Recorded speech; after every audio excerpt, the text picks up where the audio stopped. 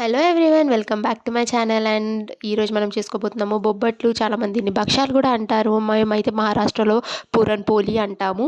So దీనికోసం వచ్చేసి నేను 3 కప్స్ పప్పు అనేది నైటే నానబెట్టేసి పెట్టేసుకున్నాను అనమాట. అలా పప్పు నానిన తర్వాత దీన్ని మనం కుక్కర్లో వేసుకొని కొన్ని వాటర్ వేసుకొని దీన్ని మనం కుక్కర్లో 3 విజిల్స్ వచ్చేదాకా ఉడికిచ్చేద్దాము. దాని తర్వాత గ్యాస్ అనేది ఆఫ్ చేసేసి దాంట్లో యాక్సెస్గా ఉన్న వాటర్ని తీసేసి, ఎక్స్ట్రా వాటర్ని తీసేసి పప్పు అనేది ఈ విధంగా మెత్తగా ఉడికిందో లేదో చూసుకోవాలి.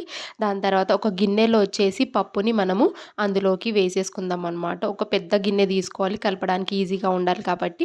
అందులోకి మెత్తగా దంచుకున్న యాలకల పొడి వేసేసుకొని, నేనైతే ఇక్కడ 3 కప్స్ పప్పుకి సమానంగా 3 కప్స్ బెల్లం అయితే తీసుకున్నాను. ఇది చిక్కి బెల్లం, దీని టేస్ట్ బాగుంటుందని ఈ బెల్లం తీసుకున్నాను. బెల్లం వేసేసి దీన్ని మనం నీట్గా కలుపుతూ ఉండాలి. ఎందుకంటే బెల్లం అనేది వాటర్ రిలీజ్ చేసిద్ది కాబట్టి మనము దీన్ని లో ఫ్లేమ్లో అవ్వనివ్వాలి. హై ఫ్లేమ్లో పెడితే మాత్రం పూర్ణం అనేది సరిగ్గా అవ్వదు అండ్ కింద కాలిపోతుంది అండ్ టేస్ట్ మొత్తం మాడినట్టు ఉంటుంది. కాబట్టి దీన్ని మనం కంటిన్యూగా తిప్పుతూనే ఉండాలి. ఈ విధంగా తిప్పుతూ దాన్ని మనము లో ఫ్లేమ్లో కుక్ చేయాలన్నమాట. దీన్ని ఒక్కసారి బెల్లం నుండి వాటర్ అనేది రిలీజ్ అవ్వడం స్టార్ట్ అయిన తర్వాత దీన్ని మనం కంటిన్యూగా కలుపుతూనే ఉండాలి. ఎందుకంటే మాడే ఛాన్సెస్ చాలా ఉంటాయి. కాబట్టి ఇలా రిలీజ్ అయ్యేటప్పుడు పప్పు అనేది ఇంకా మెత్తగా ఉడికిపోతుంది. ఆ పప్పు అనేది ఆ బెల్లంలో కలుస్తూ మంచిగా ఉడికిపోతుంది. ఇప్పుడు వచ్చేసి మనం పప్పు అనేది నీట్గా ఉడికిపోయింది. దీన్ని వచ్చేసి మనం ఒక ప్లేట్లో తీసేసి ఒక 5 మినిట్స్ దాకా చల్లారనిద్దాము.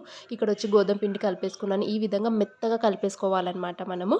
సో ఇలా చల్లగా అయిన తర్వాత ఈ మిశ్రాన్ని వచ్చేసి మనము గ్లాస్తోనో, పప్పు గుత్తితోనో, ఏదైనా స్మాషర్ ఉంటే దాంతోని మెత్తగా ఈ విధంగా మనము స్మాష్ చేసుకోవాలన్నమాట. ఇలా స్మాష్ చేసిన తర్వాత దీన్ని మనము మిక్సీలో వేసేసుకొని మెత్తగా మిక్సీ కొట్టేసుకోవాలి. మిక్సీ ఎందుకంటే మనం చపాతీలు చేస్తున్నాం కాబట్టి బొబ్బట్లు అదనేది చపాతీలు విరగకుండా, ఎటువంటి క్రాక్స్ రాకుండా ఉండాలి. పప్పుగా ఉంటే ఆ చపాతీలు మనం తోమేటప్పుడు క్రాక్స్ వచ్చేస్తాయి. కాబట్టి ఇక్కడ వచ్చేసి నేను బొబ్బట్లు చేయడం స్టార్ట్ చేసేసాను. పిండి తీసేసుకున్నాను. దాన్ని ఈ విధంగా షేప్ ఇచ్చేసుకుంటూ అందులోకి పూర్ణం వేసేసుకొని మోమో షేప్ ఇచ్చుకుంటూ దీన్ని మనము కవర్ చేసేసుకుందాము. అలా కవర్ చేసుకున్న తర్వాత బొబ్బట్లు వచ్చేసి మనం తోమేసుకుంటాము. బొబ్బట్లు తోముకునేటప్పుడు మనము దీన్ని చిన్నగా మెల్లగా తోమాలన్నమాట. ఎక్కువ ప్రెషర్ పెడితే మాత్రం లోపల ఉన్న పూర్ణం అంతా బయటికి వచ్చేస్తుంది. పిండి అనేది దీనికి పెట్టుకుంటూ తోమాలి. ఎందుకంటే పిండి పెట్టకపోతే మాత్రం అది అతుక్కపోతుందన్నమాట. ఇలా రౌండ్గా షేప్ ఇచ్చుకుంటూ దీన్ని నీట్గా తోముకోవాలన్నమాట మనము. ఇలా తోముకున్న తర్వాత దీన్ని మనము వెంటనే కాల్చుకోవాలి. కొంచెం దీన్ని మనం సైడ్కి పెడితే మాత్రం అది మెత్తగా సాగీగా అయిపోతుంది. సో ఇలా తోముకున్న తర్వాత నేనైతే పక్కన పెనం పెట్టేసుకున్నాను. పెనం అనేది లో హీట్లో మనము ఫస్ట్ వేడి చేసుకోవాలి. దాని తర్వాత చపాతీ వేసేటప్పుడు దాన్ని మీడియం హీట్లో పెట్టేసుకోవాలి. ఇక్కడ పెనం అనేది నేను మీడియం హీట్లో పెట్టేసుకొని దాని మీద మన బొబ్బట్ అనేది వేసేసుకొని కాల్చేసుకుంటున్నాను అనమాట. దీన్ని లో ఫ్లేమ్లో కాలుస్తున్నాను ఫస్ట్. తర్వాత వచ్చేసి ఫ్లేమ్ అనేది తర్వాత కొంచెం హై చేయాలి. లేదంటే మొత్తం చపాతీ అనేది కాలే ఛాన్సెస్ ఉన్నాయి. దీన్ని మనము బటర్ వేసుకోనో లేదంటే నెయ్యి వేసుకోనో కాల్చుకుంటే టేస్ట్ మాత్రం సూపర్గా ఉంటుంది. ఇది మామూలుగా కూడా తినొచ్చు మనము. లేదంటే చాలామందికి పాయసంతో పాటు లేకపోతే పరమాన్నంతో పాటు తింటే ఇంకా టేస్టీగా అనిపిస్తుంది అనమాట.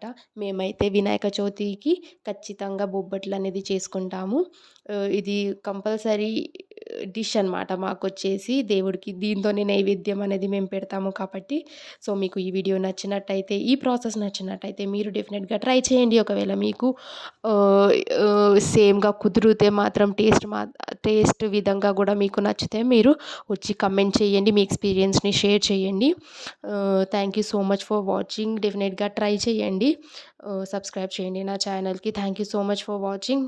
ఇలాంటి ఇంకా వీడియోస్ కోసం నా ఛానల్ని ఫాలో అవుతూ ఉండండి. And please visit again. Thank you so much. Bye bye. Have a good day.